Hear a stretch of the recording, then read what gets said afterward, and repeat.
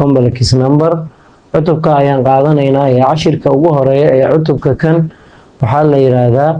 inaan ogaano what's a complex number ayaan ka bilaabanaynaa haddii uu rabbi idmo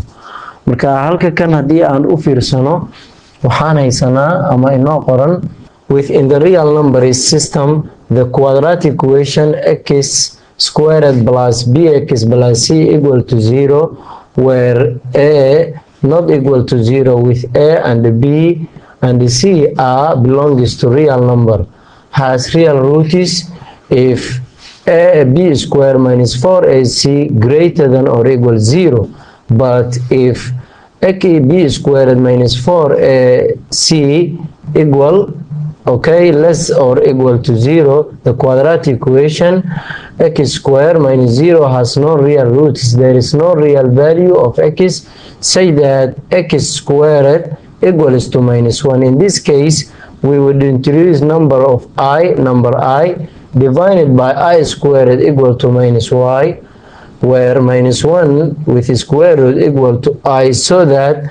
x squared equal to I squared x equals to positive or negative I which is an imaginary number. Okay, warka kan maxaa layna yiri quadratic equationska aan haysano sida x square plus bx plus c equal to 0 quadratigas oo a ay shardi tahay inaysan 0 la mid noqon ama la ekaan marka a iyo b iyo c na ay real numbers yihiin ama real roots ay yihiin marka waxaa layna yiri haddii b square minus 4ac oo intii mataqaanaa discriminantiga aan ku magacaawne ah ay positive noqoto oo ama 0 la ekaato ama ka weynaato marka waxaan leenahay waxay leedahay quadratic equation keena solution ay real numberka ku leedahay marka haddii laakiin mataqaanaa discriminantigeena oo ah b square minus 4ac ay 0 ka yaraato ay negative number noqoto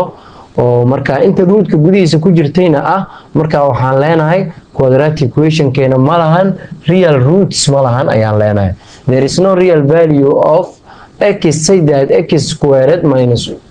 equal to minus 1 marka halka ka waxaan leenahay ma jiro real value oo isaga marka la square gareeyo negative soo saari kara saa darteed marka waxaan oran jirnay there is no solution in real number in this case marka xaaladii hore aan dhihi jirnay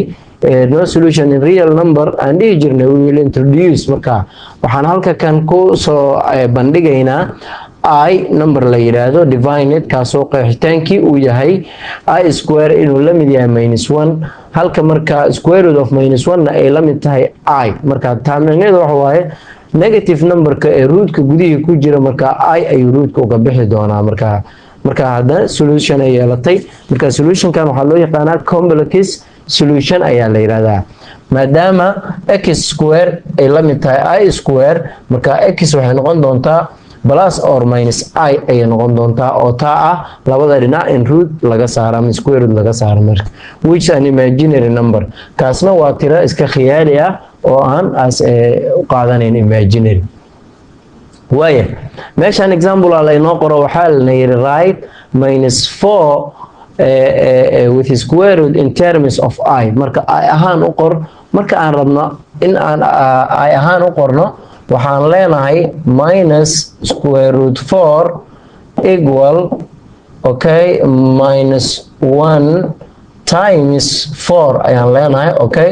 minus 1 I ayuu rootka uga baxaya sidaan soo aragnay marka waxaa inoo soo baxaya square root 4 I marka 4 na rootka way ka baxdaa ayadana 2 ayay uga baxdaa marka waxaa inoo soo baxaya 2i ayaa inoo soo baxay marka square root minus 4 in terms of I markaan u qorno wuxuu noqon doonaa 2i ayuu inoo noqon doonaa in general marka any complex number of the term is x plus bi marka complex number kasta oo qaabka kan u qoran where x and y belongs to real numbers is called waxaa loo yaqaan marka a complex number la yiraahdaa marka tiro kasta ee qoraalkeedu uu sidaa noqon karo ayaa complex number la yiraahdaa halka x iyo y na ay real numbers ka tirsan yihiin marka very often we use a single letter z marka inta badan xarafka z ayaan u isticmaalaynaa to denote a complex number si uu sumad ugu noqdo complex numberka marka if z marka haddii z ay la ekaato x plus y I haddii la ekaato is a complex number then waxaan leenahay x and y belongs to real numbers. Okay, iskoledkaas waxaa loo yaqaanaa marka x and y waxaa la yiraahdaa real parts of z denoted by marka waxaan qoraynaa real parts of z inay la mid tahay x. Okay, marka x tan hore waxaa loo yaqaan real parts and y is called the imaginary part. Y dana oo horgalaha u ah dabcan ayda iyana waxaa loo yaqaanaa imaginary part ayaa la yiraahdaa. Okay, halkan activity ayaa inoo qoran marka activity-gan power of I ayuu ka hadlayaa marka activity-gan waxaan ku soo khulaasaynaynaa haddii aan naqaano afarta power ee ugu horeysa dabcan I inuu rootka uu yahay square root of -1 I uga baxo waxaan kaloo naqaanaa I haddii la square garay inay -1 la mid tahay waxaan kaloo naqaanaa haddii I la cube gareeyana -I inay noqonayso I to the power 4 na uu ka soo bixi doona halkaas 1 tan marka macnaheedu waxa waaye mar kasta powerka I waxaan u qaybinaynaa 4 reminderka ayaan I da power uga dhigaynaa si aan qiimooyinka u soo helno marka for example haddii I da powerkeedu uu yahay 25 waxaan sameynaynaa 25 ayaan 4 u qaybinaynaa marka 25 ayaan 4 u qaybinaa tirada ugu soo dhow waa 4 markaan u saarno mar walba 4 qaybta loo isticmaalayaa markaan 4 u saarno waxay noqon doontaa 5 marka 20 ay keeni doontaa. Okay, halkaas aan ku laabto marka 25 4 markaan u qaybino tirada ugu soo dhow aan u saari karno waa 6 marka aan 4 ku dhufanana 24 ay noo noqon doontaa marka reminderka hal ayuu noqon doonaa sidaa darteed I to the power of 25 wuxuu la mid yahay I to the power of 1 I to the power of 1 na I noo noqonay marka qaabkaas ayaan u xalinaynaa haddii aan mid kala qaadano oo aan idhaaho I power 30 haddii aan idhaaho marka waxaan sameynaynaa 30ka inaan 4 dhig u qaybino marka tirada ugu soo dhow ee keeni karta waa 7 ay siinaysaa marka 2 halkan waa haraagi sidaa darteed I to the 30 waxay la mid tahay I square taasoo la mid ah -1 marka saasaan leenahay marka qaybahaas hore waa inaan kor ka naqaan marka aan sameynayno haddii aan tusaale kala sameyno 45 haddaan qaadano I to the power of 45 marka 45 ayaan waxaan u qaybinaynaa 4 1 ayaan marka hore u saaraynaa 4 qaybta taa isku dhamaanay halkan 5 ay soo degayo marka 5 ayadana 1 aan u saaraynaa marka 4 ayaa ii soo bixi doona markaas 1 ayaa reminderkii ah marka I to the power of 45 waxay la mid tahay I to the power of 1 taasoo la micnaa I marka halkaas waxaan ku ogaanaynaa mar kasta powerka I 4 aan u qaybinaynaa marka haraadiga noo soo harana aydan power uga dhigaynaa power kastoo leena siiyana intaas uu ila mid noqon doonaa therefore activity-gan marka adoo intaas maskaxda ku hay I to the power of 5 ayaa leenaga rabaa inaan xalino sidoo kale aan xalino I to the power of 6 waxaa kaloo laga rabaa I to the 7 to 8 I to the power of 9 I to the power of 10 waxaan kaloo maskaxda ku haysanaynaa haddii reminderka uu 0 inoo soo baxo 0 to the I waxay noqon doontaa 1 meelaa number kasta oo 0 power looga dhigo 1 soo baxay marka sidaas kuwa kan ha loo tijaabiyo marka la isku dayo powerka marka hore dabcan in loo qaybiyo 4 marka reminderkii I power looga dhigo ayada marka ugu dambeyn si qiimaheeda loo ogaado halkaas. Okay, marka haddii aan hore u socono tusaale kale aan haysanaa meesha tan waxaa lana yiri for each of the following complex numbers marka tirooyinka maangaabka mid kasta soo socda mid kasta oo kamid ah state waxaad sheegtaa marka the real part and the imaginary parts marka waxaa sheegtaa real partigiisa sheeg imaginary partigiisa la sheeg marka complexka hore haddii aan ku hormarno oo number a inoo ah marka real part of z wuxuu ii noqon doonaa marka 2 marka waa ka real partiga imaginary party of z isna wuxuu ii noqon doonaa 3 marka qaybta kalena waa la mid oo waxaan leenahay number b marka real part of w waxay ila mid tahay 3 marka imaginary part of w waxay noqonaysaa 9 ay noqonaysaa marka real partiga iyo imaginary partigana sida ayaan u sheegi karnaa marka example ka ku xiga waxa la yiri write down waxa qortaa marka each of the following complex number in the form of waxa u qortaa qaabka a plus b I u qor qaabka where a b belongs to r marka qaabkaas la inaga rabaa inaan u qorno marka qaybta koowaad hadii aan soo qaadano x plus square root of minus 1 marka wuxuu ila mid noqon doonaa qaybta tan x soo guuri plus kana soo guuri square root of minus 1 I u la mid yahay marka waxa ii soo baxaya qaybta koowaad x plus I ayaa ii soo baxaya marka qaybta b iyadana hadaan u gudbo waxaan haystaa 3 minus square root minus 9 ayaan haystaa marka 3 da ii soo guuri minus ka ii soo guuri okay 9 ka oo minus ka waxaan u qori karnaa minus 1 oo ku dhufsan maxay 9 okay hadii aan sii wadno 3 minus okay 9 minus 1 na wuxuu la mid yahay oo root ku jiray I ayuu noqonayaa marka hadii aan intaas sii kaxayno 3 minus 9 na way ka baxdaa 3i ayuu uga baxay marka waxa ii soo baxay 3 minus 3i waayahay qaybta c iyana hadaan u gudubno c waxaan haysanaa minus 2 plus minus 3 okay marka hadii aan sii wadno minus 2 plus dabcan minus 3 gan minus 1 iyo waxa loo qori karaa 3 minus 1 na I ay uga bixi doontaa marka waxa ay soo baxay root 3i ayaa ay soo baxay halkaas ayadana marka qaybtaas ama tusaalaha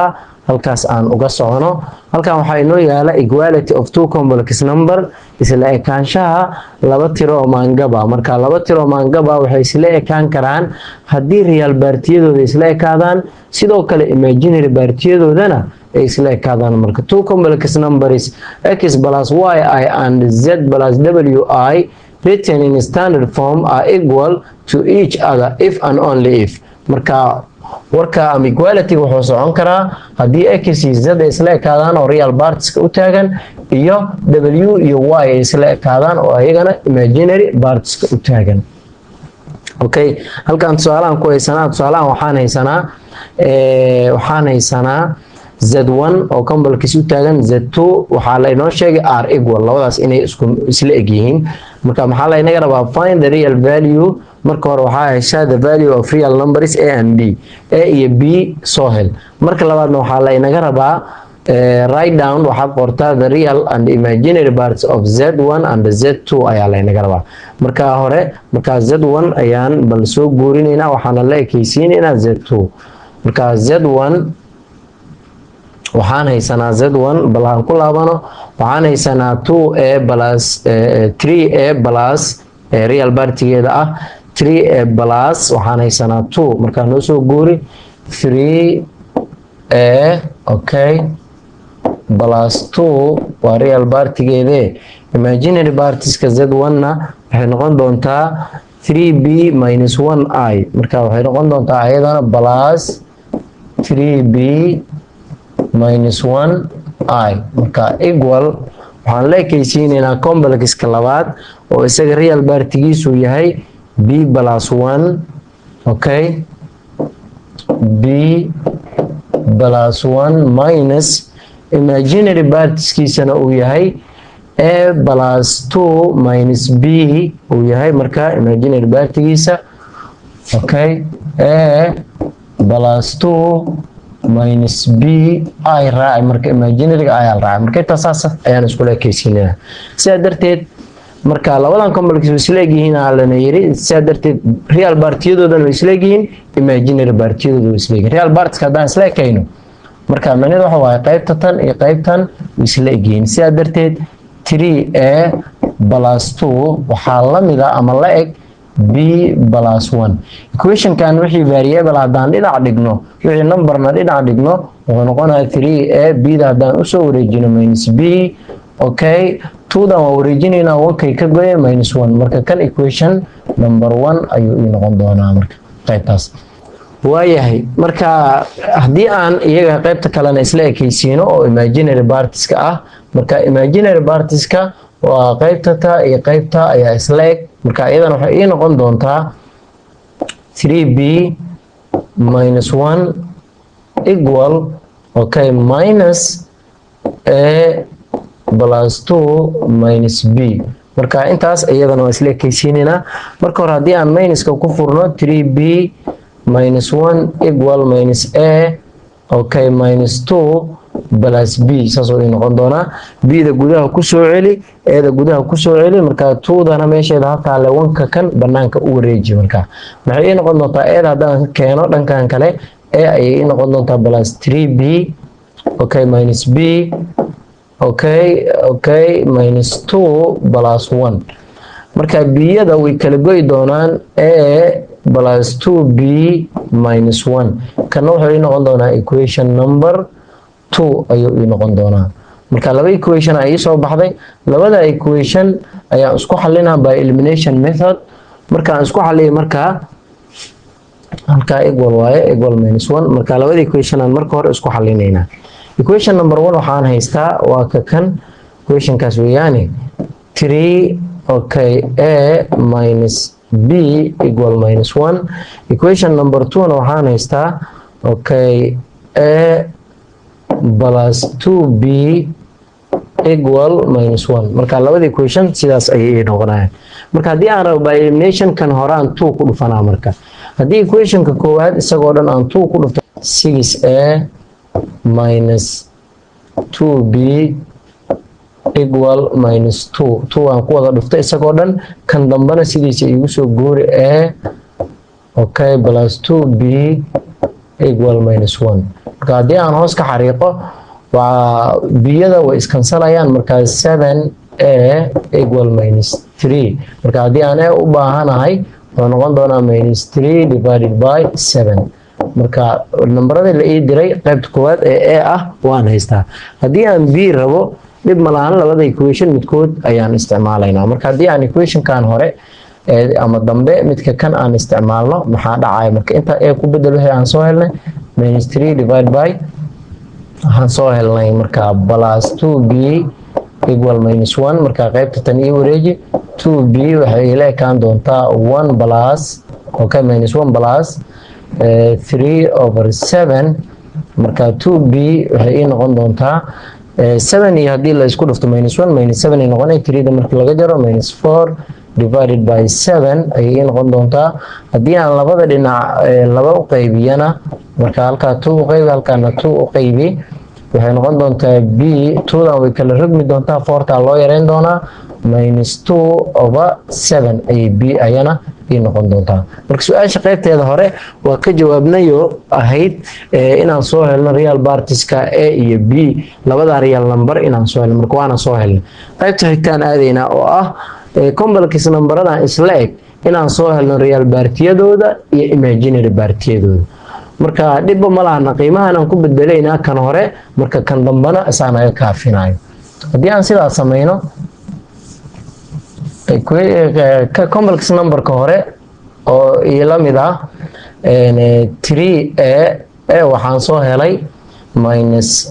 3 over 7 oo ku bedelanaynaa plus 2 intaas waa party plus 3 times b minus 2 over 7 minus 1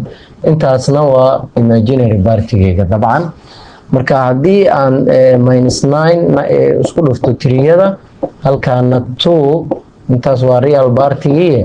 plus minus 6 over 7 minus 1 i okay haddii aan markaas sii wadno 2 iyo haddaan isku dhufano 7 waxay noqon doontaa 14 marka aan ka jarno 9 waxaa ii soo bixi doona 5 la hoos dhigay 7 okay balaas ii dheh qaybtan minus 1 iyo markaan 7 isku dhufano waxay noqonaya minus 7 marka aan u geyno minus 6 minus 13 la hoos dhigay 7 ay noqon doontaa i marka 5 over 7 minus 13 over 7 i saas ay soo baxayso therefore real partiga hadda waan garan karnaa labadan complex number ay yeelanayaan real partiga labada complex number marka z1 and z2 midka doonta qaade real partiga marka wuxuu noqon doonaa 5/7 imaginary partigana wuxuu noqon doonaa isagana 13/7 markaasaas ayaa qaybta iyana aan uga gudbayna halkan exercise ay noogu xusan power of i aan soo qaadanayo exercise kan marka waxaan rajeynaa in si wacan loo xalliyo oo looga fakaro